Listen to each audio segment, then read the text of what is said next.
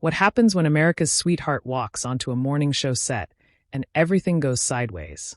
What happens when a simple interview about a new project turns into one of the most uncomfortable moments in live television history? Today, we're breaking down the interview that had everyone talking.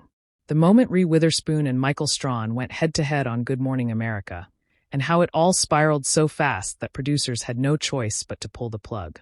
But before we get into it, make sure you hit that subscribe button and drop a comment below telling me whose side you're on after you hear what went down. Trust me, you're going to have opinions. So let's set the scene. The cameras are rolling. The audience is settled in, and Michael Strahan is doing his usual charm offensive, flashing that signature smile as he introduces his guest. Reese Witherspoon walks out in a tailored blazer, waving to the crowd, looking every bit the polished professional we've come to expect. The applause dies down. She takes her seat and Michael jumps right in. Reese, welcome back to Good Morning America. Always a pleasure to have you here. Thank you, Michael. It's great to be here, she responds, her smile just a touch too tight for anyone paying attention. So, let's talk about your new production company venture. You've been making some big moves lately, really expanding your empire. Tell us about it. Reese shifts in her seat, and there's this brief flicker across her face, something the audience at home probably missed, but the studio audience definitely caught. Well, I've always been passionate about telling women's stories. Stories that don't always get the spotlight they deserve. This new venture is really about amplifying voices that have been marginalized in Hollywood. Michael nods along, but then he leans forward slightly. That's interesting because I actually want to talk about something you said in an interview a few weeks ago. You mentioned that morning shows, and I'm quoting here, tend to focus on fluff rather than substance when it comes to female guests. Were you talking about this show? The temperature in the studio drops about 10 degrees. Reese's smile freezes, and you can see her eyes narrow just slightly. I think that was taken out of context, Michael. Was it though? Michael's tone is still friendly, but there's an edge now because you went on to say that male hosts often don't do their homework when interviewing women in entertainment. I'm just curious if you think I didn't do my homework today. I think, Reese says slowly, her voice measured, that the media landscape has a long history of reducing accomplished women to their personal lives, their fashion choices, their relationships, rather than focusing on their actual work. That's what I was addressing. Right. But we're here to talk about your work. Michael counters. That's literally why you're here. So, I'm not sure I understand the implication that we're not taking you seriously. The implication, Michael, is that there's a pattern. And maybe if you spent less time being defensive and more time actually listening to what women are saying, you'd understand that pattern. You can hear a few gasps from the studio audience. Michael's co-host, who's sitting off to the side, looks like she wants to disappear into her chair. Michael himself sits back, his expression shifting from friendly to something considerably cooler. I'm not being defensive, Ree. I'm asking you to clarify a statement you made publicly that seems to paint morning show hosts, myself included, with a pretty broad brush. And I'm telling you that if the shoe fits, maybe you should examine why it fits so comfortably. Okay, let's pump the brakes here for a second, Michael says, his voice taking on that tone people use when they're trying very hard to stay calm. I have nothing but respect for your work. I've read your book. I've watched your shows. I prepared for this interview, so I'm a little confused about where this hostility is coming from. Hostility? Ree laughs, but there's no humor in it. This is exactly what I'm talking about. A woman pushes back on a question, and suddenly she's hostile.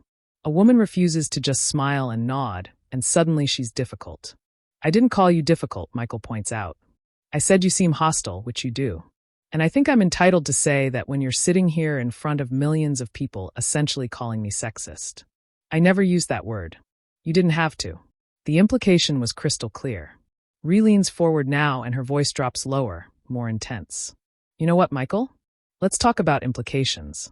Let's talk about how every single question on your little blue card there is probably about my hair, my skincare routine, or what it's like working with my female co-stars.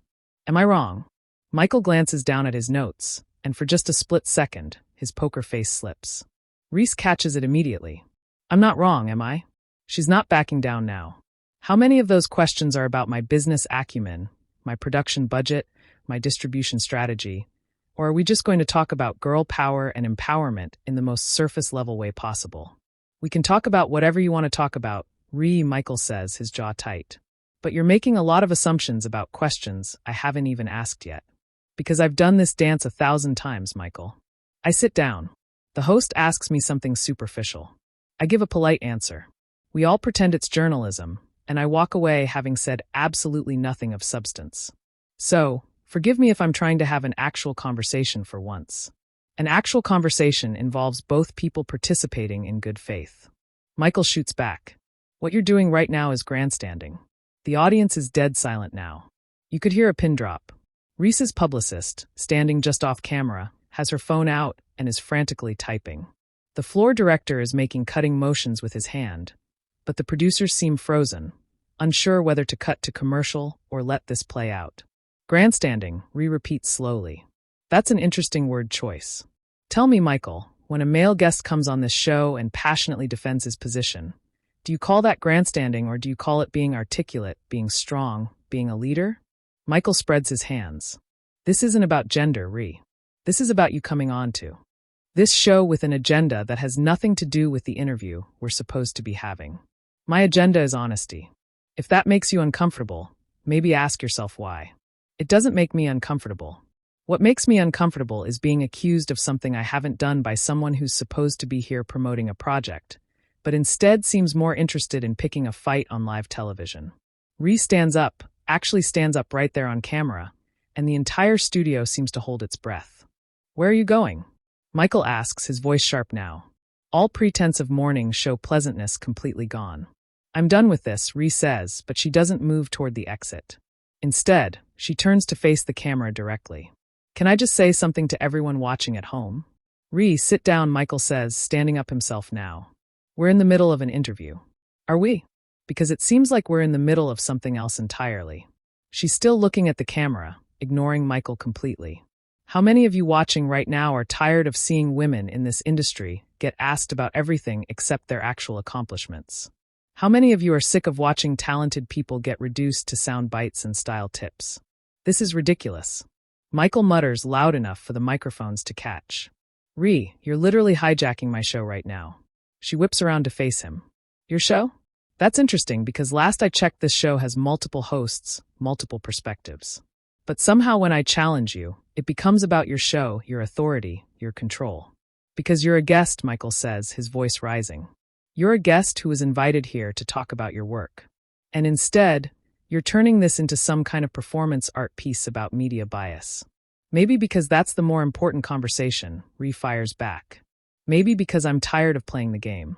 Do you know how many times I've sat in chairs just like this one and pretended everything was fine? Pretended like I wasn't being patronized, like I wasn't being asked questions my male counterparts would never get asked. Give me an example, Michael challenges.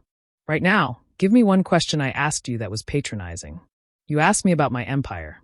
You used that word empire, and you said it with this tone, this little inflection that suggested it was cute, that I think I'm building something big, like I'm playing businesswoman instead of actually being one. Michael's face flushes. That is not what I meant, and you know it. You're twisting my words to fit your narrative. Am I? Or are you finally hearing how you actually sound? Reese crosses her arms. Because from where I'm standing, you've been condescending since the moment I sat down. The way you said, tell us about it. Like you were humoring a child. The way you immediately pivoted to questioning my credibility instead of actually engaging with what I'm trying to build. I pivoted because you came out swinging, Michael says, pointing at her. You walked onto this set with an attitude. And you know what? I'm not going to apologize for pushing back when someone attacks my integrity. I didn't attack your integrity. I made an observation about the industry and you took it personally because on some level, you know I'm right. The co-host finally speaks up, her voice tentative. Maybe we should all just take a breath. And no, both Michael and Ree say simultaneously, then glare at each other. Michael continues. We're going to finish this conversation because Ree clearly has something she wants to say, and I'm not going to give her the satisfaction of claiming I shut her down. How magnanimous of you, Ree says dryly. The big, strong host graciously allowing the difficult woman to speak. You really don't see it, do you? See what? That you're impossible to please. That no matter what I say or do, you've already decided I'm the enemy. Yeah, Ree, I see that pretty clearly. I'm not impossible to please. I just have standards. I expect to be treated like the professional I am, with the same respect you'd give to any male guest sitting in this chair. I treat all my guests with respect, Michaels insists, his voice getting louder. But respect goes both ways. And you forfeited my respect the second you started accusing me of things I didn't do. Things you didn't do? Reese's voice rises to match his. Michael, your entire approach to this interview has been dismissive. From the moment I sat down, you've been trying to catch me in some kind of gotcha moment instead of having a genuine conversation. Because you gave an interview where you essentially called out this entire show, Michael shouts now, completely abandoning his professional demeanor. What did you expect? That I was going to sit here and let you trash us without addressing it? I expected you to be professional, Reese shouts back. I expected you to be able to separate legitimate criticism from personal attack. Clearly, that was asking too much. The floor director is frantically signaling now, making throat-cutting gestures, but nobody's paying attention. The camera operators keep filming, because what else are they going to do? This is live television, and this is the wildest thing that's happened on a morning show in years. You want to talk about professional? Michael's voice drops to something dangerous. A professional doesn't come onto a show and use it as a platform to grind their personal axe. A professional doesn't ambush their host on live television. I didn't ambush you. I responded honestly to your questions. If you can't handle honest responses, maybe you should stick to interviewing people who are willing to play along with your little script. My script? This whole thing is your script, Ree. You planned this. You came here today planning to make a scene, to make headlines, to position yourself as some kind of martyr for women in Hollywood. That's paranoid and insulting, Ree says, but there's something in her expression that suggests Michael might have hit closer to the truth than she'd like. I came here to talk about my work. You're the one who made this adversarial. I asked you a straightforward question about something you said publicly. That's literally my job. Your job is to conduct interviews, not interrogations. And your job was to be a guest, not a prosecutor. They're standing now, both of them, facing off across the coffee table like boxers in a ring. The studio audience is mesmerized, cameras still rolling, and you can practically feel the control room losing their minds trying to figure out what to do. You know what your problem is, Michael? Ree says, her voice icy calm now, which somehow feels more dangerous than the shouting. You can't stand that a woman is calling you out. You can't stand that someone isn't charmed by your smile and your former football glory. You're used to people being impressed by you, and when someone isn't, you don't know how to handle it. My problem? Michael laughs harshly. My problem is that I'm trying to do my job, and you're making it impossible.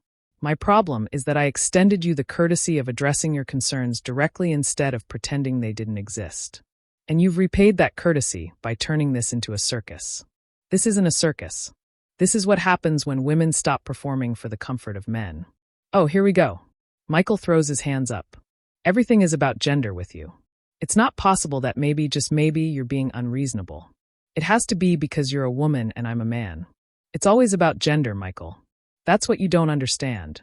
Every interaction, every interview, every conversation is colored by it. The difference is you have the privilege of not having to think about it. Don't lecture me about privilege. Michael snaps. You have no idea what I've dealt with in this industry. You're right. I don't. But I know what I've dealt with, and I'm tired of pretending it doesn't matter. The executive producer finally makes a decision. You can see him just off camera making decisive hand motions. The co-host stands up, trying to physically position herself between Michael and Ree. We need to go to commercial, she says desperately. Right now, we need to know, Michael says firmly. We're finishing this. There's nothing to finish, Ree says. You've made your position clear. You think I'm difficult, unreasonable, ungrateful for the platform you've given me. Did I miss anything? You're putting words in my mouth again. I'm reading between the lines. It's a skill you develop after years of being gaslit by people who claim they're just trying to help. Gaslit? Michael's eyes widen. You did not just accuse me of gaslighting you on national television. If the shoe fits, Reese says, throwing his earlier words back at him. You're literally telling me that my perception of this entire interaction is wrong, that what I'm experiencing isn't real. What would you call that? I'd call it disagreement, Ree. Two adults having a disagreement. But you seem determined to turn this into something much bigger and much uglier than it needs to be. It was always going to be ugly, Michael. That's what happens when you finally stop swallowing your frustration and start speaking truth. It gets messy. It gets uncomfortable. But at least it's honest. Honest. Michael's voice rises again. You want to talk about honest? Then let's be completely honest. You came on this show with a chip on your shoulder. You had your talking points prepared, your grievances lined up, and you were waiting for any excuse to unleash them. This was never about my questions or my tone. This was about you wanting to make a statement. And what if it was? Reese shoots back. What if I did come here ready to have a real conversation instead of the sanitized, meaningless fluff that usually passes for morning television? Is that such a crime? Is it such a terrible thing to want substance? Not at all. But there's a way to do that without attacking the person interviewing you. There's a way to elevate the conversation without tearing down the people around you. I haven't torn anyone down. I've held up a mirror, and you don't like what you see in it. Michael runs his hand over his face, and for a moment he looks genuinely exhausted. You know what, Ree? I tried. I really did. I came into this interview with nothing but good intentions. And you've thrown every single one of them back in my face. So, at this point, I don't even know what you want from me. I want you to listen. I want you to actually hear what I'm saying instead of just waiting for your turn to defend yourself. I want you to consider even for a second that maybe I have a point. I've been listening, but listening doesn't mean automatically agreeing with you. It doesn't mean I have to accept your characterization of me as some kind of sexist villain who doesn't respect women. I never called you a villain. You didn't have to. Everything about your body language, your tone, your words, it all adds up to the same message. And you know what? It's insulting. I've spent my entire career trying to be fair, trying to give everyone a platform, trying to ask meaningful questions, and you sit here and dismiss all of that because I don't perfectly align with your worldview. Reese's expression softens slightly, just for a moment. Michael, this isn't personal. This is systemic. You're a symptom, not the disease. Well, that doesn't feel much better, honestly, Michael says. And there's something almost vulnerable in his voice now. Being told you're part of a problem you didn't even know existed. That you've been contributing to harm without realizing it. That everything you thought you were doing right was actually wrong. That's not easy to hear. I know it's not, Reese says, and her voice has lost some of its edge too. But it's necessary. Change is uncomfortable. Growth is uncomfortable. And sometimes the people who are part of the solution have to first acknowledge they were part of the problem. So what? I'm supposed to just accept your accusations, apologize, and promise to do better? I'm supposed to just sit here and smile while you ask me about my skin and care routine? They stare at each other, and the tension has shifted. It's still there, crackling in the air, but it's different now. Less explosive, more exhausted. The co-host tries again. Maybe we can all agree that this conversation has gotten away from us. Maybe we can reset. Take a breath. And etches gently. I think we're past that point, because you won't let us get past it, Michael says. But there's less heat in it now. Because the point isn't to get past it. The point is to sit in it, to acknowledge it, to really examine what's happening here. What's happening here is that you're sabotaging your own interview, Michael says.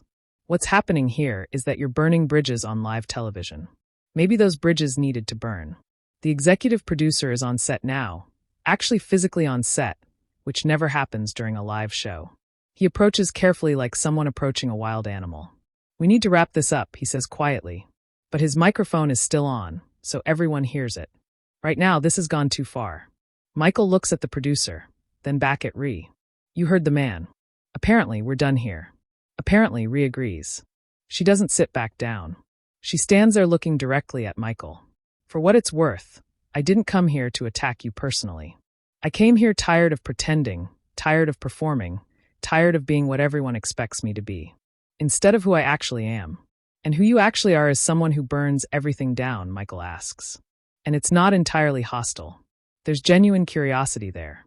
Who I actually am is someone who's tired of the game, the constant performance, the careful navigation, the endless diplomacy required just to exist in this space.